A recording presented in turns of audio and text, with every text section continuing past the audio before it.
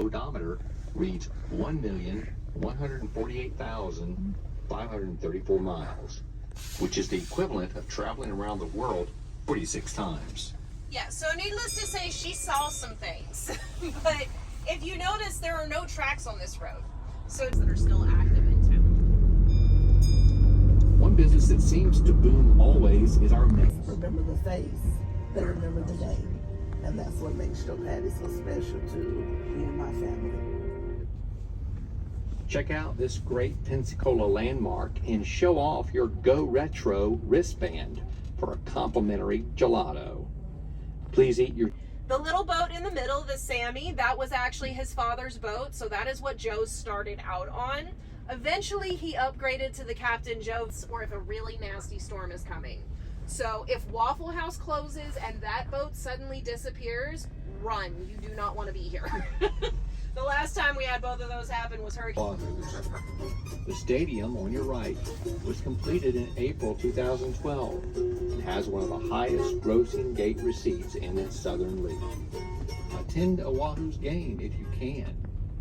Also investigate some of the shops nearby. Nick's Restaurant honors Go Retro wristband wearers. Next stop, Wahoo Field. So I fully admit I am one of the worst people in the world to ask anything sports related to. But I know they are AA affiliates of the Miami Marlins, and Oahu is a fish. That's all I've got. Very sweet. And what's really funny is City Hall and the weird looking building right next to it, which is the courthouse, those are both on top of the old red light district. Never ceases to make me giggle. Sports. We're from Missouri. Yay, Chiefs. Oh yeah. 20th centuries, Pensacola became a significant port, primarily exporting timber, cotton, and coal.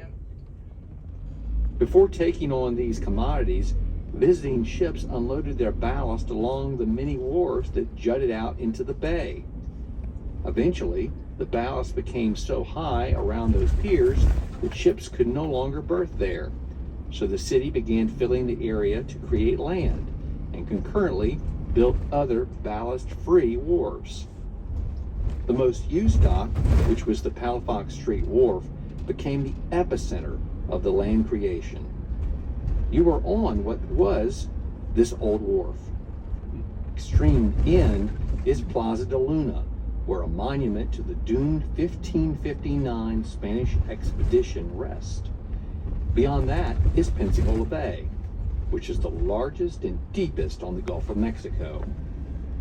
People frequent this plaza to take the beauty of landmarks like Forts Pickens and Barrancas, where the Civil War almost began.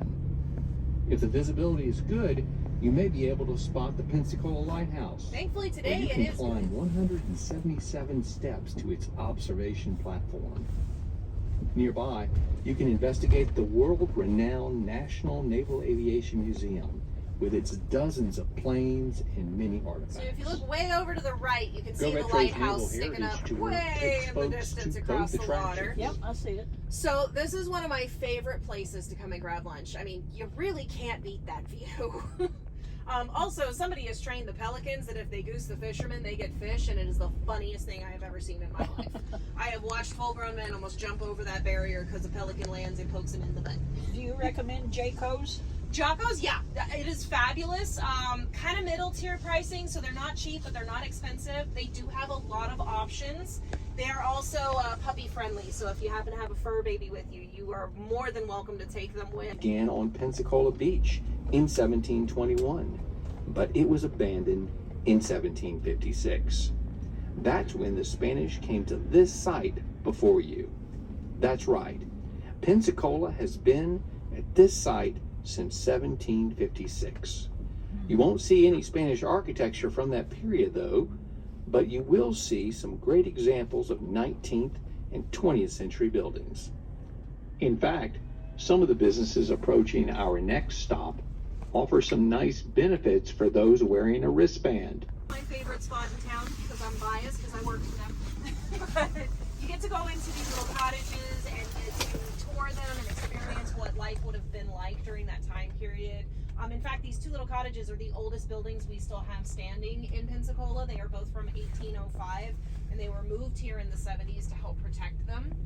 But those little white cards I gave you, if you just take them right in here to the Tivoli High House, they hours on end when I worked with them.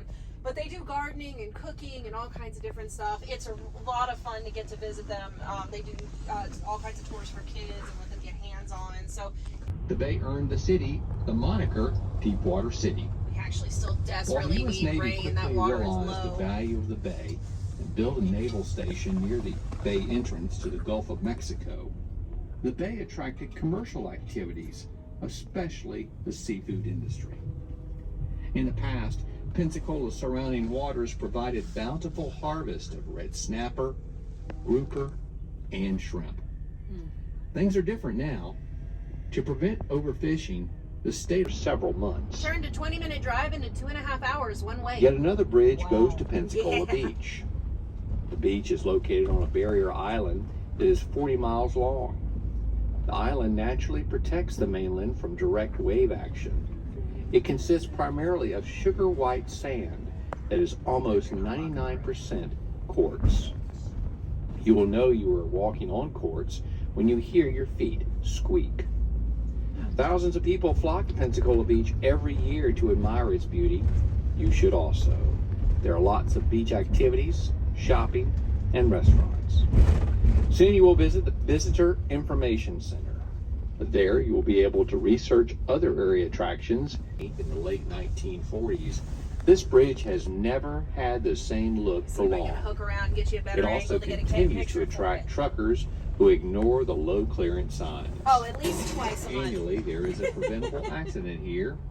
Signs are put here for a reason. Is that a little bit of a better picture angle for you? Yeah. Okay, good. Yeah, no, at least twice a month, box trucks will get stuck up. And they pretty much never have to do maintenance or repairs on her, regardless of the fact that she gets hit twice a month. So whatever engineering they did to build this thing, we need to reverse engineer it for all of our buildings so that we can stop getting taken out by hurricanes.